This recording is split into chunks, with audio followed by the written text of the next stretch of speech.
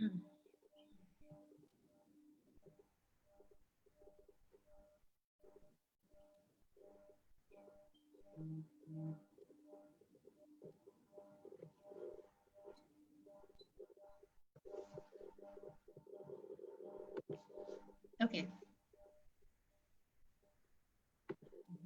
Hello, Rina. How are you? Good. How are you? I'm fine, thank you. So let's start. And Assalamu alaikum, and welcome to all the participants that are here today. Thank you for joining us for the fifth SheTalks session by WeCreate. My name is Nashwa Qureshi, and today we have, and our guest speaker is Rina Saeed Khan. Rina is an award-winning environmental journalist in Pakistan, and she received the Earth Journalism Award in Copenhagen in 2009 for her climate change reporting. And Rina is currently writing blogs for Express Tribune and reports for Reuters Alert. Recently, Rina wrote an article called As a Green Stimulus, Pakistan Sets Virus Idle to Work Planting Trees, which the World Economic Forum has featured. So that's a pretty big thing, and we would like to ask Rana about this. But before that, I would like Rana to introduce herself, just a little something about yourself and how you got into environmental journalism. Thank you. So I call myself an accidental environmentalist. So it's not something I thought about when I was younger. It was something that I just sort of fell into, and I had come back from the US. I had done my degree, a typical liberal arts college, BA, Bachelor of Arts. I wasn't sure. I wanted to do architecture actually, so I took like a year, 2 years off from college before I applied to a good school. To do a degree in architecture, which at that time took 6-7 years. I'm not sure if it's the same now. And so I just started working at the Friday Times. It's a small independent English language weekly newspaper based in Lahore, because I was from Lahore. And so I thought just for a year or two as a gap year, I'll work there. And I started writing about heritage. And there were lots of beautiful old Havelis in the walled city that were being torn down. So that was wonderful. We did lots of stories, walk around the walled cities. So my interest was more architecture, old buildings, heritage. Then I did a few, of course, political interviews. I went to, I think, Imran Khan's first rally I attended years ago. And I mean, when he was just starting out as a politician, and I reported on it, and of course wrote a little bit about Shaukat Khanum as well. And so just all around reporting. And then a friend of mine asked me to cover a story on smokeless stoves. So these are stoves that women in rural areas are being taught, they are still being taught how to make these stoves, which have a proper chimney, because, they cook inside their homes and the smoke goes everywhere, and it's indoor air pollution. So they had, this NGO was teaching them how to make these chula stoves. So I did a story on that. It was a wonderful story because it's a very, very low tech.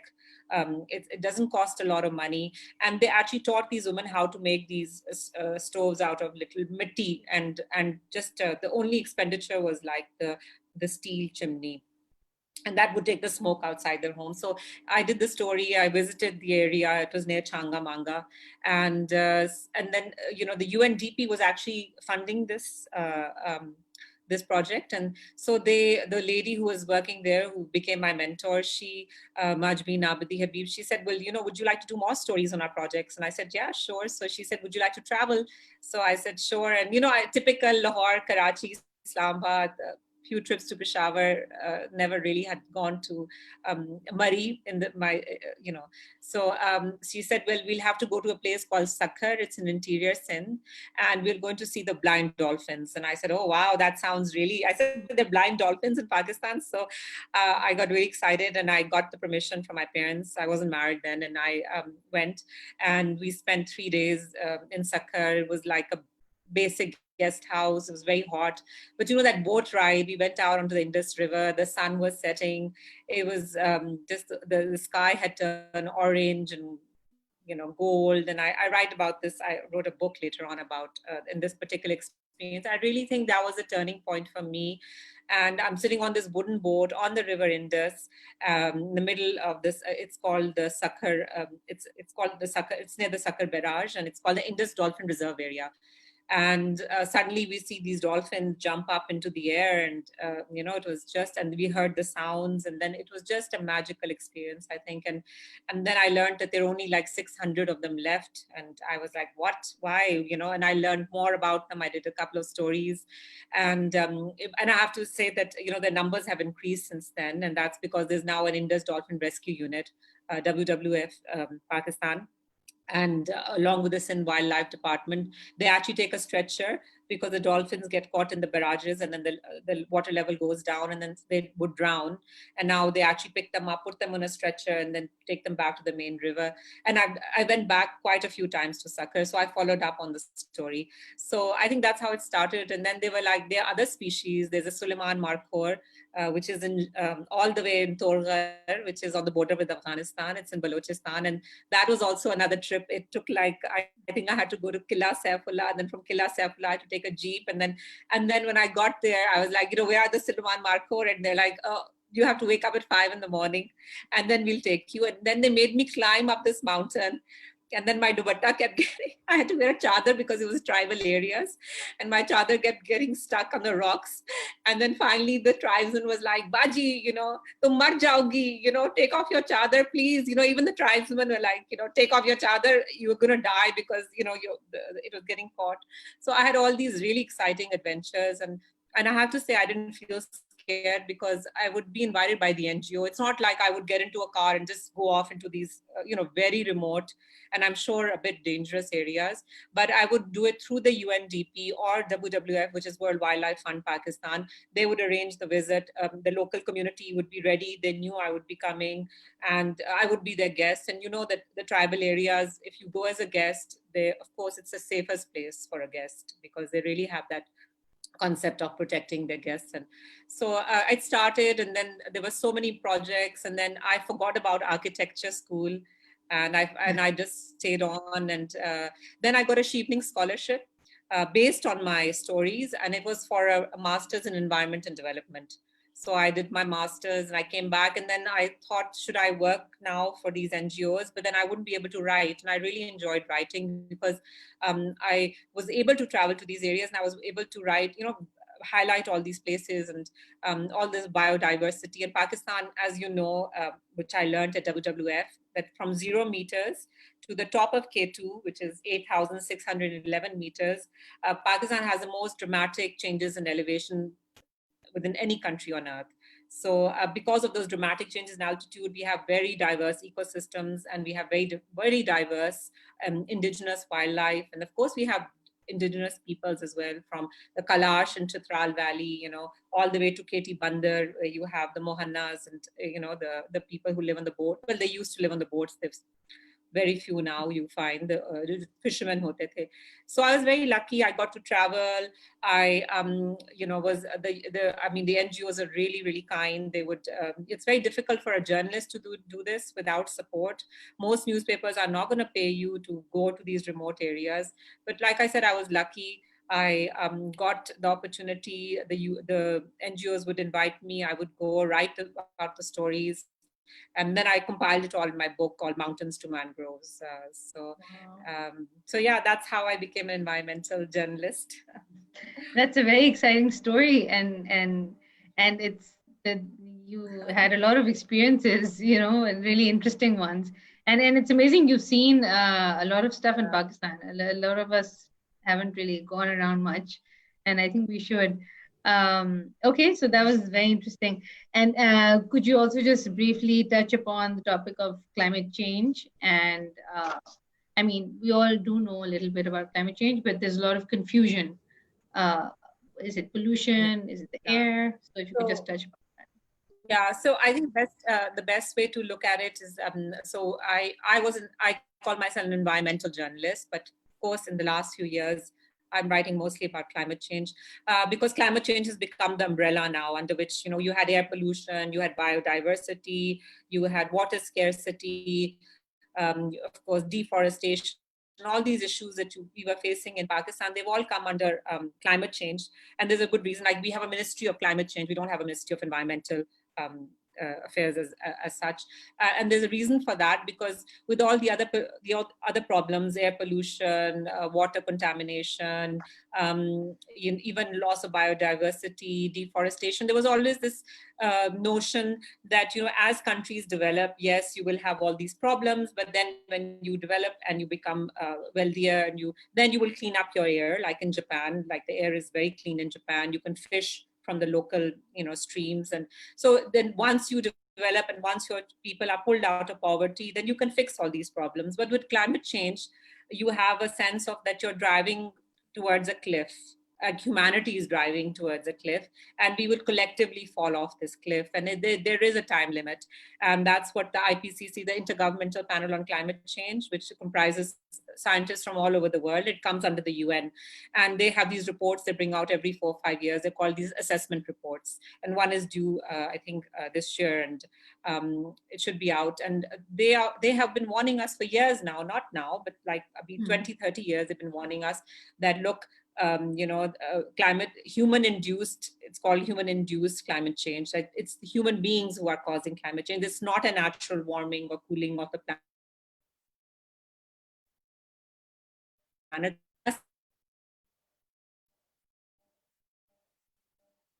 That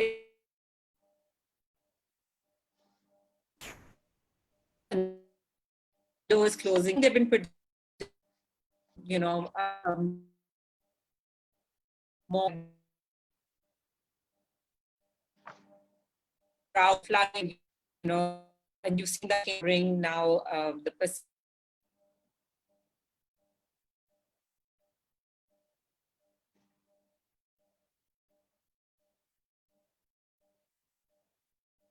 Rana, oh, I think Rana got disconnected. We'll just wait for Rana to come back. Sorry. Yeah, no problem. No problem. Sorry. What happened? I would think my yeah. So, it is. Anyways, yeah. So we have this notion of a time limit.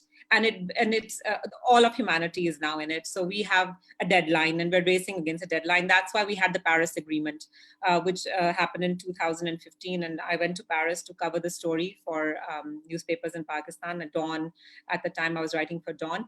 And so all the countries of the world came together. Most of the countries of the world came together, except for North Korea. And so they came together and they decided that we need to limit global warming, right? So and the number that, they decide on 2 degrees centigrade pursuant to 1.5. So the only scary thing is we're already at 1.1. So, and it just seems like a small degree of warming, but it's going to have, if we go above 2 degrees, scientists are clear that it's going to be catastrophic for the planet and for us living on it. I think the planet will survive, but we as our civilization will be over.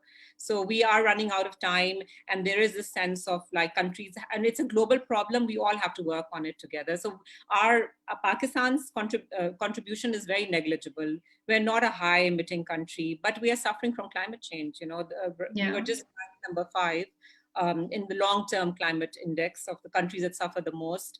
And this came out last year in Madrid at the conference. We call it the COP, or the UN Climate Change Conference, that happens every year.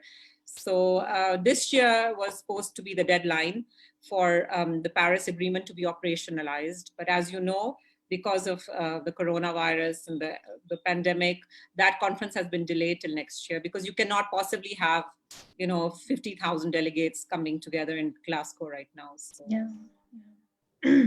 No, okay. So, okay, thank you for telling us a bit about climate change. Okay, and so what's happening right now because of this corona and COVID-19? We've seen the air quality is great. In China, they hadn't seen skies for many, many months, and now they're all clear and blue. And even in Lahore, there was heavy smog just a few months ago, and now it's just absolutely clear. So do you think there's any potential global impact of coronavirus on climate change, or is this just temporary till industries resume? And do you think this crisis will offer some ground for hope when it comes to climate change overall? I think right now it's a temporary, it's like we put a pause on human economic activity. And of course, skies have cleared up all over the world. Even in Lahore and in Islamabad, you can see the skies much cleaner because there are less cars on the road. And of course, that was a big vehicular emissions were really contributing to the smog in Lahore. And that has become quite clear in this past 1 month. But unfortunately, we think it's just a pause. And once the economy starts again and once people get back to their lives, then unfortunately the emissions will start again. But we don't know how this pandemic is going to play out. Is this going to last till the summer? I mean, meaning like June, July, or is it going to last till next year? Is it going to, I mean, are we going to keep having these lockdowns and then a little bit of loosening up of the, letting businesses come back and then shut down again? If there's a spike in the number of patients and the death rate goes up, we just don't know how it'll play out. Even the best guess is 2 years, 1 year, until a vaccine is found. Now there's talk that maybe a vaccine will never be found to take care of all, we just don't know right now. It's all guesswork. So, but definitely cities are learning, and they're starting to implement. I read about Milan because Milan, as you know, was one of the epicenters of very high number of deaths in Italy, and now loosely, the lockdown has been sort of removed, and they're letting people go back to work. But the mayor of Milan has said that that there'll be less cars. I mean, they have set up regulations. They are encouraging cycling, and in fact, certain streets they've now closed to traffic completely. And they said, people need to walk to their local neighborhood shops to buy the groceries. You don't need to go across town unless you really have to. While the virus is still around, we cannot take chances. So that's starting to happen. But in European cities, cycling was very common. So it's not such a drastic change for them. And of course, it's summer, so it's better weather to cycle now. And same with Paris now. Again, they're going to be shutting down some of the roads. The mayor of Paris has similar. Because now Paris is coming out of lockdown, I think on the 11th of May. And similarly, they're saying that, you have to start using cycles now. You can't really go across town. I don't know if they're going to open the subway because it's very, it can get very packed there. And so we're also trying to propose things here. There are groups, citizens groups in Lahore, who lots of people have started cycling in Lahore because there was no traffic, and we don't have proper cycling lanes. It's not really encouraged. So they're saying, okay, let's try to bring back the pedestrian lanes. Let's try to bring back the cycling lanes, and and then of course the government has taken this opportunity to also, I'll talk about that later, the billion tree tsunami, and planting more trees and saplings. So I think people are beginning to realize, and also there is a link between air pollution and the coronavirus, right? And we were very, very lucky that it hit us in March. Our skies were pretty much clear by March, and it is the season when there's lots of rainfall, and the sky is not as polluted. The pollution had lifted from Lahore, the smog had gone, so we were very lucky. But what if the coronavirus comes back in December and coincides with the smog season? And they say that the air pollution can carry the virus and spread it, and that's what they found in Italy, in the Po Valley, that it was the air pollution particles that were carrying the virus and circulating it. So that is a very scary thought. So that is something the government is now, I think, has realized, and they are planning to come up with proposals, because we cannot go back to business as usual, because what if it comes back in December, and then imagine the whole city of Lahore infected. Because you've seen the smog is terrible in Lahore, and it lasts November, December, even up to January. So that's something really, either you limit cars and you public transportation, rato rat, we can't get, unfortunately, we don't have good public transportation, but we have these rides that, swivel, and these are bus, and of course, but, right now, we're still in lockdown. We're coming out, I believe, on Monday or Sunday or Monday. Things will be Saturday, I think the government is saying. So it's really something our government has to think about. And I think the citizens groups are already going to get active and demand that, start thinking now, so that we prevent, something like we prevent similar sort of situation happening in November, December. Exactly. Yeah, it's true.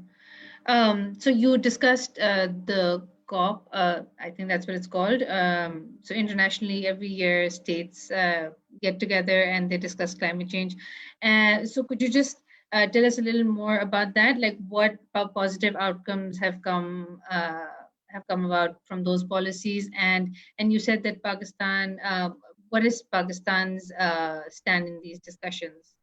So the Paris Agreement was signed in 2015, and we ratified it. Our government has ratified it, and so that's almost 200 countries of the world. And every year, so we basically the world decide on a plan, right? Okay, that we want to limit global warming to 2 degrees centigrade Celsius, but how do we get there? So that was not left to later. Okay, the overall goal was agreed upon, and the small island states said that we might not even survive because sea level rise. We might not survive 2 degrees, so they insisted on 1.5. So it was 2.0 pursuant to 1.5. That if we try really hard, we can bring it down to 1.5. Uske baad we had all the countries of the world were given homework and asked to submit called something technical is called NDC, nationally determined contribution documents, which so it's voluntary for now, and every country submits a plan. How do we cut down our emissions? And Pakistan also submitted their plan, and so all these were compiled, and then it was found that still, even if every country said they would do what they had promised to do in their NDCs, we still would not reach to we would be reaching 3.5 warming. So then governments were asked to become, please ramp up your ambition, try harder, make your plans more sort of, like especially the rich countries, the polluting countries. Like I said, Pakistan is not a high polluting country. Africa is not a polluting continent. So it's the poorer countries are not polluting. But then you have countries like Brazil and India that are going really fast, and they are high polluters, and China has overtaken the US. So they were asked, to become more ambitious and turn towards, because the solutions are there, renewable energy like solar, wind. It's within reach, but it's expensive as well. So that countries are like, it's going to hurt our economy. Why should we do it first? And we will do it, but we'll do it in a gradually phased manner. Then poor countries said, okay, you want us to cut fossil fuel use, then you pay us, or you give us money, or you give us the technology. So the money was not really forthcoming. The rich countries were like suddenly like they had offered $100 billion for a fund, and then that $100 billion didn't really materialize. And so there was a lot of foot dragging, a lot of talk that will be called the COP's talk shops, a lot of talking, but not much would come out. And so the deadline was 2020, that we need to operationalize this agreement. And how do you how do you get the rule book to be sort of like finalized? And so now that deadline is going to pass. It's going to be next year, and countries have been asked to take this time to ramp up their ambition to submit newer plans this year, by the end of this year, that are more ambitious. And also, unfortunately, the United States of America under President Trump decided that they would withdraw from the Paris Agreement. But it had been designed such that he cannot withdraw until the next election, which is in November. So if he gets re-elected in November, that he will pull out of the Paris Agreement. So there's also hope that now that the conference has been delayed, possibly maybe Trump will not be re-elected. His handling of the pandemic has not been very good. So there is a chance there that maybe a new president will come in, a US president, who will try to stay within the agreement, because that was a problem. Because when you have one of the biggest polluters in the world saying, we don't even want to comply, and we don't want to do the Paris Agreement. So that was, it was kind of a mess, to be honest. I was there in Madrid, this last climate change conference that took place in November, and not much came out of it. In fact, I spent most of my time chasing Greta Thunberg, who was a young climate activist, and she had come, and she was the biggest story for us journalists, and we were chasing her around in Madrid, and we went to her march, and because she was the one who was really sort of like vocalizing our frustration, and really trying to get the younger people. There was a huge march in Madrid, and citizens citizens groups and really put pressure on the negotiators who were inside the conference hall. So that was where the big story was. And I think she did a wonderful job. She's got the youth all over the world all excited, and they're all, they've got this thing called the Fridays for Future, where school children all over the world are protesting, and they're saying, why do you want us to study when we don't have much of a future? I mean, if the scientists are telling us that it's all going to be over in 10, 12 years, and why do you want us to even learn? I mean, if you're not going to bring down global warming and you're not going to control carbon emissions. That's true. Very interesting.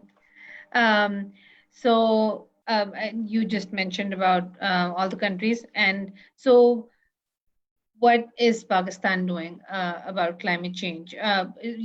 Although you said we're not contributing a lot to the carbon emissions, but what are we doing, and is there anything we're doing to proactively in combating this challenge? So Pakistan has a small delegation that goes every year, and they. I mean, I think they do a very effective role considering they don't have that many people. I mean, even small island states, because they're funded heavily by the Commonwealth, they'll bring in a delegation of 200 people. So Pakistan usually has a delegation not more than 30, 40, but they're very effective. It's led by Minister of Climate Change, Malik Amin Aslam, who led the delegation this year, and they try to get in on all the meetings, and they try to share what they've done in Pakistan, because it's also a global platform to share your best efforts. And so this year he shared the Billion Trees Tsunami, which, as you know, it started in KP, in Khyber Pakhtunkhwa province, when Imran Khan's party won the election there in 2013. So it was a 5-year plan to not just, so there's a little bit of misunderstanding. They didn't actually plant 1 billion trees. 60% of the billion number came from basically protecting forests and allowing them to the regrowth to happen. So yes, they hired people to, so it's called assisted natural regeneration. That's what it is. And 60% was based because KP has a lot of forests. So it was easier for them to regrow those forests by just protecting the saplings that were growing in the naturally regeneration to Orithi. And the 40% was actually planted, and they got nurseries and they went and planted near riverbeds. And so that's how they met the figure. And this is internationally recognized, and you have satellite technology now, so it's not, you can't make up these figures. And it was called the Bond Challenge. It was an international bond it doesn't really come under the UN as such, but it was called the International Bond Challenge, and they were part of it, and they did deliver, and their promises. And the monitoring was done by WWF and IUCN. And so it was a successful project. And so he highlighted that project at the COP, and of course he got a lot of interest from other countries. And now, as you know, Imran Khan, our Prime Minister, has said that the billion trees should be now replicated all across Pakistan, and he's calling it the 10 billion tree program. And so every province now has to match those figures. But of course, not every province has that many forests. Like Punjab doesn't have as many forests as KP, but it has irrigated forests like Changamanga. Then it has riverine forests that were heavily cut down, the forests alongside our rivers. A lot of them have disappeared in Sindh especially, and in Punjab. And so replanting those areas, because it's easy to get water from the river. And then also roadside plantations. So that's starting to happen. And the project was, the program, it's not a project, it's a program. It was, the money came last year in July 2019, although it had started soon after the PTI came to power. So now the money is there, and it's, I think it's almost 7.5 billion rupees for 5 years. And it's from the government of Pakistan, and the provinces match it. So the federal gives half the money and the provinces match it with half the money. And the idea is to start planting in all these areas. And last year there was plantation. I think, there are 2 seasons. There's a monsoon season, and then there's a spring season. The spring season they started, and monsoon there's a lot of plantation. This year, because of all these unemployed people, initially because of the lockdown, from March 23rd to April 1st, the activity came to a halt.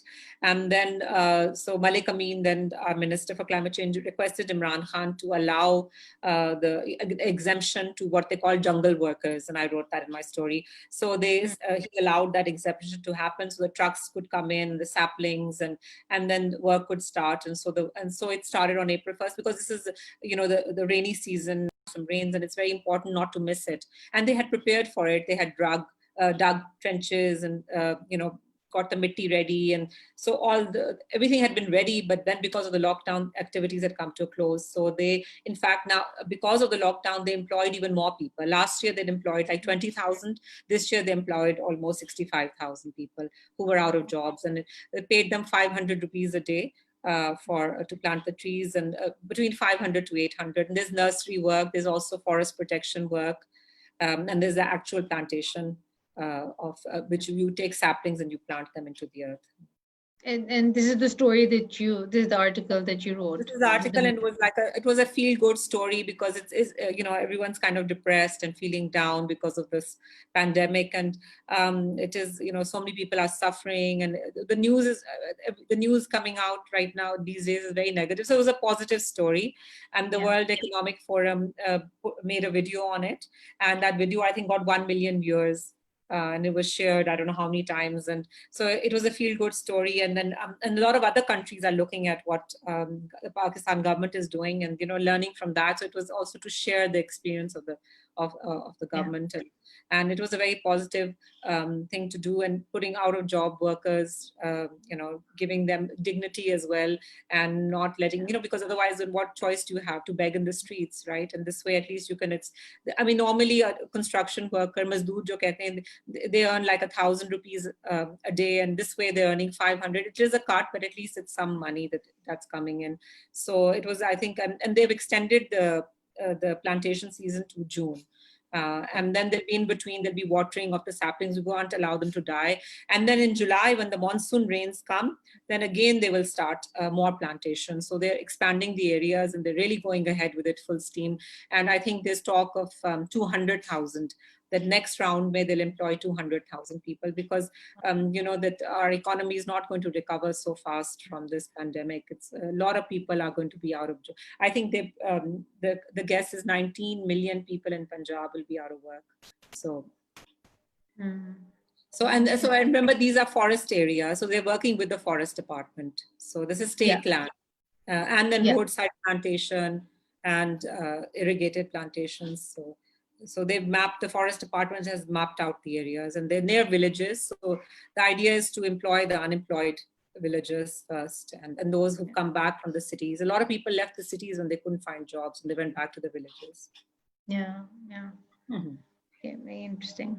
So, Pakistan's doing a good thing with this whole tree saplings. The critics say that it's not enough just planting trees. What about people living in cities? And so yes, urban forestry is another thing that has to start. And also because our cities are getting hotter. There's a heat wave right now in Karachi, and Karachi has very little green cover. And then there's all this talk. Lahore used to have a very thick green cover, but 70% was cut in the last 10 years. By the last government. So all those signal-free corridors and all those wide roads in Lahore, they came at a price, because you ate up the green belts, and the green belts had some very old trees, especially next to the canal, and those were all cut down. And so we'll pay a price for it, with the heat waves, and also the local, the birds that used to nest on those trees, they've all gone now. So yes, cities need to also, they can't be neglected in this. And I think there is a plan, urban forestry plan hai. And also we need to adapt to, we're going to have like rising temperatures are going to, like, it's a fact of life now. Some places will become unlivable, like Jaipabad, with temperatures of 50 degrees anyway. It's I don't know how people are going to survive there. So that is something that our city dwellers also have to start preparing and adapting. And then air pollution, we really have to tackle it. We can't let it go on. really affects your lungs, it affects your health, it affects even your mental health. They're saying there's more depression because of it. So these are all things that we have to tackle now. And I think the pandemic has just highlighted how important our health is. We're all worried about our health, right? So it's highlighted, and yet we lived in these heavily polluted cities and we took it. And now a pandemic has shown us that, what's really important, what are our priorities: clean water, clean air, food, good food, so we don't get sick. I mean, we don't want to get sick, right? So. Right. So then this would bring me to this other thing that we would be thinking. So do you think how can we combat climate change with technology? So like we have startups. Could you give any suggestions to startups for doing something that's more green, or any suggestions for startups in that regard? Yeah, I don't really work because my area is more like communication. I know of one startup that Sony Dharti Climateers, and they're doing, they've recently established themselves and they're working a lot in communicating climate change, which is good because I think media has really started writing a lot about climate change, but we need to spread more awareness. We need people. It is the biggest story of the 21st century, climate change, and it affects our economy. It's going to affect our health. It's going to affect our, our cotton crop. It's going to affect our wheat. It's going to affect how we live our lives, right? So it is a big story. But otherwise, I haven't really seen too many. I know that there have been calls for like green startups, but I haven't really seen anything materialize. But I would say even these small companies that are offering, like Swivel is car sharing. That's good. It's going to cut down our carbon emissions. Bikes. I mean, I think if you want to really encourage biking now, you can have startups there. Like in Europe, there are lots of companies that, you can rent a bike and then ride it to an area, and then you just leave your bike there. They're parking areas. I think that all this is ripe. But, like I said, the government also has to help with making more areas of our cities pedestrian areas, and making proper cycling lanes, which we don't have right now. So, but I mean, when I was growing up, a lot of people used to bike in Pakistan. I remember that. So it's something that wasn't too far ago, and then we just stopped doing it. Now it was all motorcycles. And so the government is also trying. Electric vehicles are going to be starting to coming. Well, they were going to come in. I don't know now what the situation is, but I think two-wheelers and three-wheelers, especially the rickshaws, there was a plan to make them turn them into electric vehicles, and and China was going to be supplying those to us. And so I think maybe things are on hold right now, but they do need to start. Like if our economy starts opening up, that really needs to be a priority area for the government. And so, yeah, I mean, there was pushback. A lot of car companies didn't want electric vehicles coming in, but there was a bill that was passed. So, and then renewable energy, we have a lot of people providing solar panels, and there's reverse metering too. So you can now sell back your electricity, the one that I mean, if you don't use a certain amount of electricity, you can sell it back to the grid. It's easier to get a license now. It was very difficult a while back. That's starting to happen. I think the low carbon economy is the future, right? And we have to switch over. And maybe this pandemic will hasten it. It'll act as a catalyst. I'm not sure right now, but oil prices have also crashed. So now oil is really, really cheap as well. So, it's really too early to say how it will, plan out. But that was the plan too, and the government was seriously looking at it, and so they were going ahead with it. So let's see what happens. Let's see what happens. Yes. We have a few questions here. So I'll just, so Rajiv has said, great journey, Raina. That was a comment. Okay. And then there's Sana Zubairi, and she has asked that what does Pakistan need to do better and more actively, and particularly us as individuals, to help climate change? So yeah, you just kind of like answered that, but you can go ahead and. No, I really think that right now the priority area, and citizens should really make a noise about it and put pressure, is really to tackle air pollution, because it's really unacceptable to have these levels. I mean, right now the skies are clear, but I'm just scared that once we go back, the lockdown is over. And it's already happening. The lockdown was eased somewhat, and Air Visual is this app that measures the air quality in Lahore, and suddenly we saw levels going up, to Mm, above 100, and it was way below 100. 50 below 50 is good, and it's already you see a spike in that. So I think citizens should really start demanding, and I think we are lucky to have a prime minister who's very green, in the sense that he's environmentally very conscious, and I think he's an environmentalist at heart. I mean, that's why he started this billion tree tsunami and the 10 billion, and I think he's open to these ideas. But of course, after the 18th Amendment, it's really up to the provinces as well to mm, implement, and every province has its own environment minister, and so it is decentralized as well. But of course, he can act as a catalyst and he can push it, and then the provinces also have to come up with plans.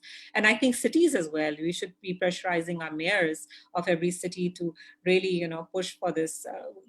I mean, I think they launched this Clean Green Pakistan Index, which is a competition between different cities. I think it's been suspended for now because of the pandemic, but air pollution really must figure highly. And then, our water is also contaminated. We don't have clean drinking water for our people.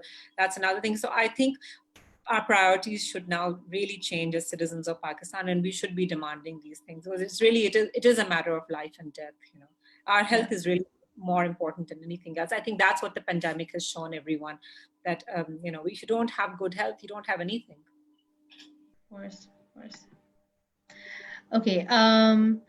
And so another person has written, do we really, like Pakistanis, going to abide by this fewer cars, walk or cycle? Uh, I, I think they mean that are Pakistanis actually going to, Abide by it. yeah, Uh, abide by uh, having. well, something, when the pandemic happened, and you were asked to lock down and stay at home, you did it, right? You didn't really like it, but you did it. So because you weren't sure, I mean, we still are not sure what the numbers are. We don't know how many of us are going to get infected. We don't know how many of us are going to die. We haven't even peaked in Pakistan. I mean, most countries there's a peak and then numbers start declining. We haven't even reached our peak, but you complied with the government because it was your health that was at stake. It was the health of your loved ones.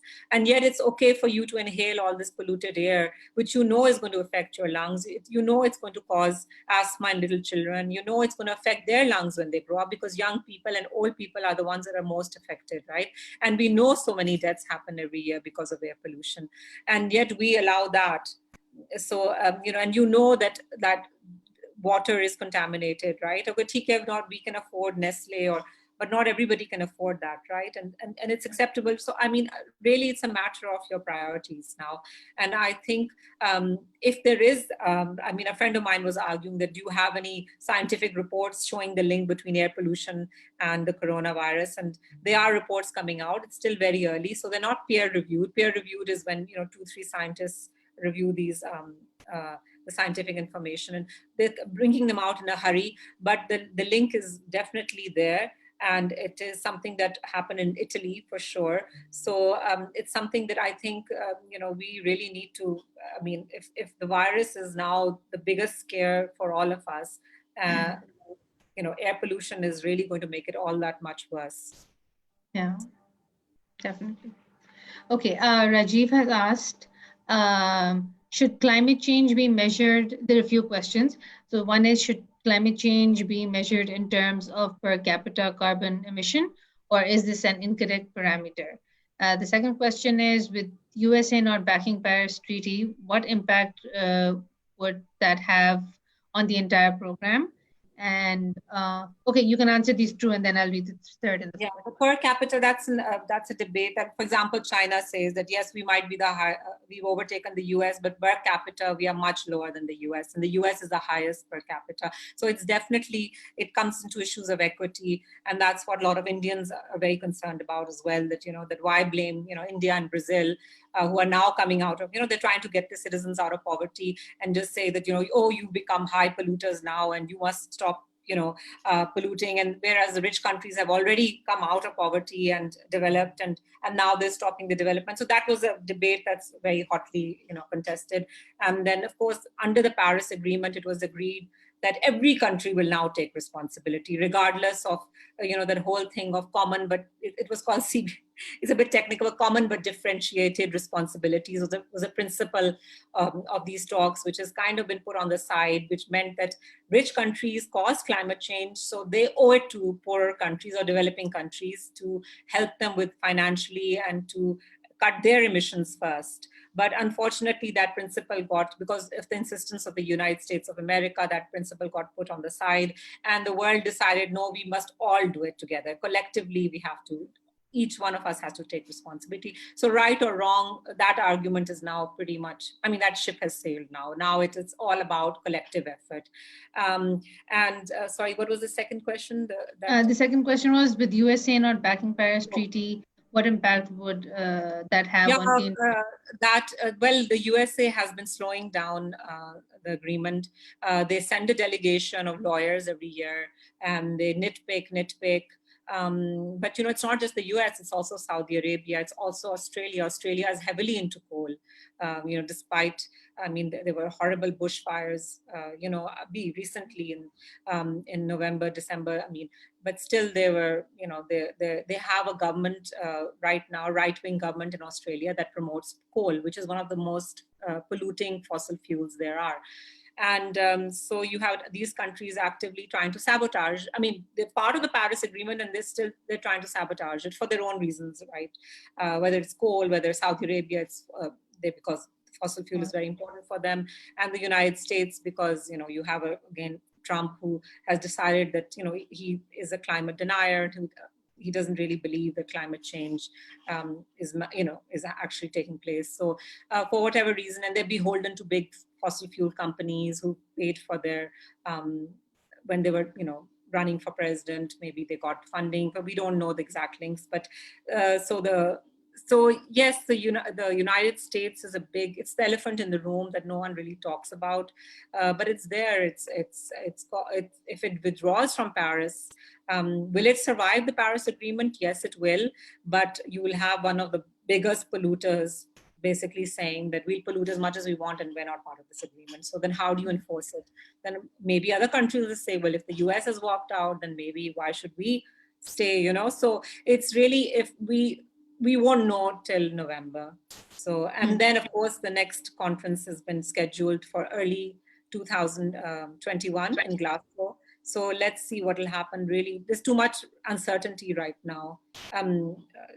We really don't know how it will pan out. But the best case scenario is that somehow Trump is defeated and a reasonable US, democratic US president comes in who will want to save the Paris Agreement, who will want to, lead from the front. And so we don't know yet how that will play out. Okay, so the third question is, you alluded to atmosphere getting better due to lockdown. So what after things get better to normal, hopefully not later than 12 to 24 months? Would things get back to normal after 12 to 24 months is the question. I think, like I said, it's too early to say. Is this virus going to go away in the summer, come back in the winter? Because the Spanish flu that everyone's comparing this pandemic to, the last pandemic was 100 years ago. It was a Spanish flu, and it hit in a first wave, and then it went away in the summer, and then the second wave was even more deadly, and more people died in the second wave than they did in the first wave. So we don't know how this coronavirus is going to behave. Actually, the summer temperatures in the northern hemisphere haven't really gotten. Well, it is very warm in Karachi right now, so we don't know the impact summer will have. Some scientists are saying that it might slow down the virus somewhat, but person to person transmission will continue to happen. We don't know. So so if this virus is going to be around for another 2 years, and but and countries are going to be locking down and opening up and locking down, then it's going to be spreading to places where it hasn't reached as yet as well. Don't forget, because with we're such a connected world, and we can't remain in lockdown indefinitely. It will spread. So I don't know exactly like how long the skies. I mean, yes, once, but I mean, our prime minister just said yesterday that that if we open up and there's a spike in the number of deaths, then there'll be another lockdown. So, and I think that's what most countries are going to. They're going to they're going to handle it very carefully. But if there is a spike, they will lock down again. So, um, and like I said, all these long-term measures that cities are looking at, and that's something that everybody is now considering. That how do we adapt to this new reality, and how do we do mitigation, and try to prevent foreseeable deaths. And when climate change is right around the corner, I mean, there's this already. There's 7 to 8 hurricanes that are predicted that are going to hit this year. So, and that the hurricane season starts in June to November. So it's just another month. So climate change is not waiting while this pandemic plays out. Climate change is happening with it alongside. So temperatures are going to rise, and emissions are still, I mean, they're in many cities, emissions have dropped because of the vehicular emissions have dropped. But, we still have power plants. We're still getting electricity. A lot of, some factories are still operational because they're providing essential goods. So not everything has been shut down. Yeah. And then the gas fields and the oil fields, they're still pumping, because you can't stop it. Apparently, you can't shut down an oil field. Once you start extracting oil, it has to continue. So, yeah. Exactly. And the last question by Rajiv is that radio waves of 3G, 4G, and now 5G are also kind of pollution. What are your views on this? Yes, that is a very, very contentious issue right now. My feed is full of these stories, and but right now, I mean, I don't want to call it a conspiracy theory, but we don't know for sure. I mean, if you talk to the people in government, they say, no, 5G is completely safe. It's not in Pakistan as yet. We are still, we're not on 5G as yet, but it is spreading. The technology is spreading in many countries of the world, and so it will eventually come to Pakistan as well, and this part of the world. And so you can't really stop it, but they say it's safe. It's been tested, and it's not. It's the same as a radio wave. I don't know. I'm not really a scientist, so I can't say for sure. But there's all this. There's also conspiracy about the virus. What scientists are telling us is that it's a zoonotic disease. That it's bats and other animals carry certain viruses, and somehow it has jumped from the animal world to the human world, and they're blaming the fact that human beings are now going further and further into areas, where we're killing all our wildlife, we're cutting down our forests, we're encroaching on their territory. So more of these pandemics will happen as species cross over, and I mean the transfer takes place. The virus jumps from an animal to a human, and it happened with SARS, right? SARS was also bats, and it happened with MERS, and now this is the latest one, they call it SARS COVID, and so it's got some bat element to it, and the rest they're not sure about the second species as yet. So so that's also, but that's also being debated upon. I mean, so many conspiracy theories. I really can't comment, but we can only listen to the scientists, and I'm sure they'll get to the bottom of it. It's this pandemic has disrupted the entire globe. It's the biggest story right now. I mean, climate change has been put a little bit to the side right now, and so I think they will get to the bottom of it. We will find out where it came from, how it spread. I think that will become very clear in the months to come. Okay, and Temur is asking, what are some of the opportunities for startups working on environmental solutions post COVID-19? Well, I think there are opportunities everywhere in agriculture, in our water sector, in how we grow our food. I know lots of, like, these are cities that they've started rooftop farming.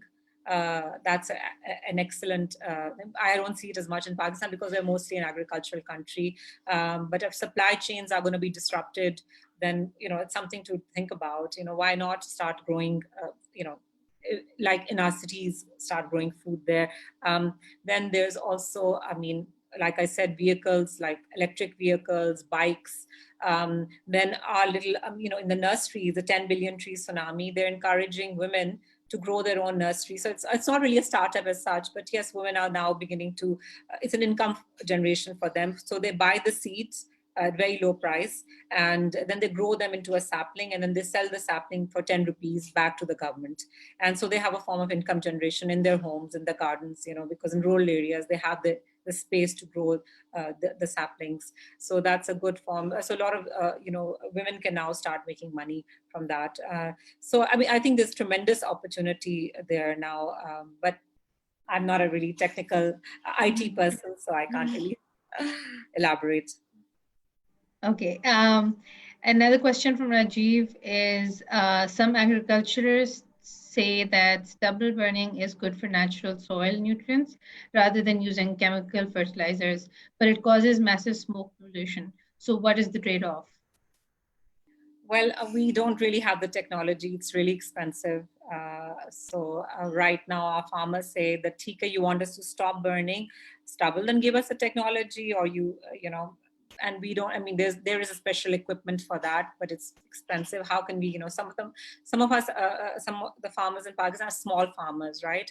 So how are they going to be able to afford this machinery? And will the government subsidize it? That's going to cost millions and millions of rupees. So it is difficult, and I think it's easy to blame the farmers as well, because it's more visible. You can see it from satellite that the black smoke of the rice stubble is coming up, and it's coming into the cities and it's causing. But I think we don't really.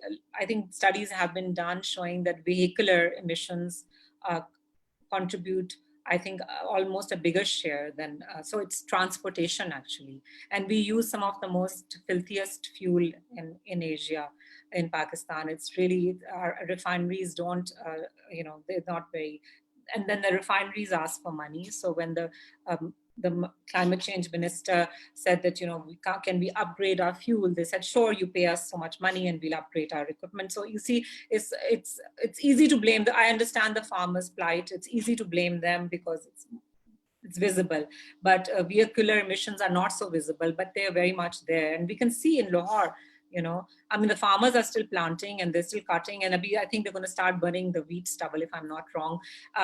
But you can see just how the skies have cleared up in Lahore, just because there were no vehicles, very few vehicles on the road. So this is something that farmers are always complaining about, and I agree that they are unfairly blamed. So factories, of course, as well. A lot of our brick kilns, there's zigzag technology there now, which can control lessen the pollution in the chimney stacks. And I think in Lahore, the World Bank was going to give money to businesses and to the brick kiln owners to switch to less polluting technologies. But everything has been put on hold for now. And let's see when things start opening up, how much these projects will go forward. Everything's been suspended for now. Okay, okay. Another anonymous has asked, what are your views on the vanishing forest cover in Islamabad over the past few years?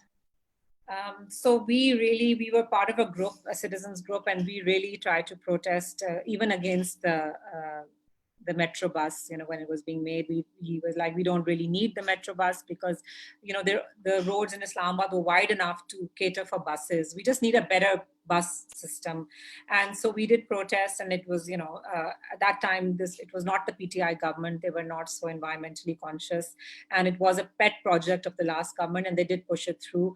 And of course, a lot of trees were cut then.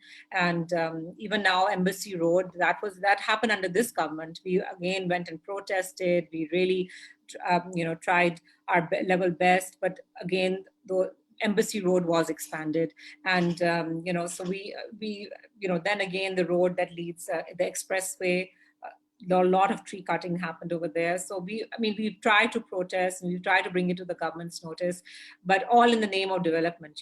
Everything they say, no, we have to develop these roads, we have to handle the traffic. But the more roads you build, like in Lahore, the traffic hasn't lessened. So you have signal-free corridors, but you have more and more cars, and then there's been lots of, our population is growing. That's another thing we don't really talk about, that there's no control over our population. More and more cars, more and more people, more and more cars. And there was car leasing for many years. It was so easy to get a car from the bank and then on lease. And then the government doesn't provide proper, aside from the metro bus, which is just from one one route. There isn't a city-wide transportation network. And I think there are lots of issues that that need to be looked into. So. And Kushmala has asked, thank you, Raina. Can you also share how Pakistan can tap into international technology or finances to improve response to climate change? So that's what Kashmala does, and maybe she should be answering. So that's why we go to we follow the COPs and we send our delegation each year because there are lots of windows open. There's a Green Climate Fund that was, when I mentioned the $100 billion, that was supposed to go into the Green Climate Fund. So they don't have that much money right now. I don't know how much they have, 10 or 20 billion right now. And Pakistan's been very lucky. We got funding for the GLOF project, which is the Glacier Lake Outburst Flood Project. And that's supposed to be implemented this year. There's been a slight delay in funds arriving. And that's going to be working in, I think, 16 valleys of Gilgit-Baltistan and frontier in Khyber Pakhtunkhwa, and that's going to protect the communities and to spread awareness about, because as our temperatures warm, the glaciers have started melting and they start falling on the villages. So there's going to be a little bit of engineering work as well to protect the villages. And that was based on a smaller, before the Green Climate Fund, there was an adaptation fund, and they had given us a little bit of funding for a smaller GLOF project, and now it's been upscaled. And then there's going to be another Indus recharge project, which they're hoping to get money from the Green Climate Fund. I don't know if it's been approved as yet. And they're going to be working with sort of divert, or we get floods. So Pakistan has a cycle of droughts and floods. And so when we have the flood water, that's going to be stored in our wetlands. So restoring our wetlands, many of our wetlands have been drained and they've been, cut down. And so restoring our our wetlands, getting the flood water there, and that in turn will recharge the groundwater, because groundwater is also, we have a groundwater issue as well. Because of tube wells, we pump out a lot of water from the ground. So that is another project that will be. And then I think in Karachi City, they got funding. I'm not sure it was from the Green Climate Fund, but it was from I think, Asian Development Bank, to basically run buses on biogas, because there's a huge community of villagers near Karachi who own cattle. And so cattle use the biogas and use that to then power the buses. So Pakistan is really looking into all these funding windows and trying to sort of take advantage of them. And even the billion trees, the 10 billion project now, Malik Amin has said that they will now appeal to, lots of donors are interested in contributing to it. It was started completely with our own money, but now they will be getting, I think, money from the World Bank and maybe ADB and other donors. So Pakistan really is now, very active. They're really taking, looking for windows. They've very good proposals, and we're getting the funding now. Great. And there's just one last question, and it is Blue area is being expanded between F9 and G9. So is anyone doing anything protesting against that? Because that's going to cut some. Yeah, we have a group called Reclaim Green Islamabad, and so we've been very active, and their actual physical protests took place in the past, but now because of this whole pandemic, we can't go outside anymore. But we've got the numbers of in Islamabad, we have the mayor's, I think he's on our WhatsApp group. So we're constantly protesting. We've got, Asad Umar is, I think, the representative from the MNA from Islamabad. We've been in touch with him. So they're supposed to have these public hearings before they go ahead with these projects. And so we try to show up at the public hearings, not me myself, but other colleagues. We show up, we try to make a noise. So we're trying to protest, but I think this government is much more cooperative than the last one. They do listen. They do, at least try to. I mean, they're very conscious. I think social media is a very powerful weapon. If you have pictures, you start tweeting it, and it can become a trend. I think the government pays attention to it. So and then they take it up. Then if enough people, if there's enough noise that you can make on social media, they do take it up. So. No. Okay, Rina, we have gone over our limit. It was so much fun. It was really great hearing you. Now I'm running out of energy and my voice is going. No, but it was really nice hearing all the things you had to say. It was so much information. Thank you so much. It was great of you to come on, and I hope we learned something from this, and I hope we actually try and become more green. I personally love this whole tree planting thing happening, and I'm encouraging my kids to go ahead with this. And yeah, so it was great talking to you. It was great. Thank you so much, and thank you to all the participants for attending. And this will be live on Facebook. So if anyone has missed it today, they can go on Facebook and see this on the WeCreate page. So thank you, Rina. Thank you so much for coming on. Thank you. Bye-bye. Okay, take care. Bye-bye. Bye.